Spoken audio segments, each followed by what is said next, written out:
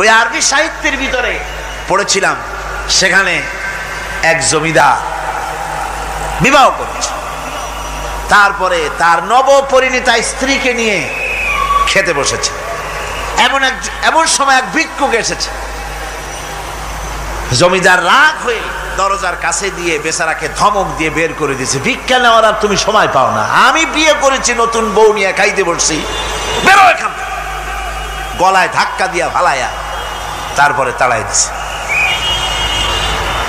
বাস কয়েক বছর পর এই জমিদারের জমিদারি গেল, টাকা গেল, পয়সা গেল, সব শেষ। বউ পুষবে এমন পয়সাও নাই, বউ তার থেকে বিচ্ছিন্ন হয়ে গেল, বউকে তালাক দিয়ে দিল। দীর্ঘদিন পর এই স্ত্রী বিবাহের একটা প্রস্তাব এলো আর এক জমিদারের সাথে, আর এক এলাকার নতুন এক জমিদার হয়েছে,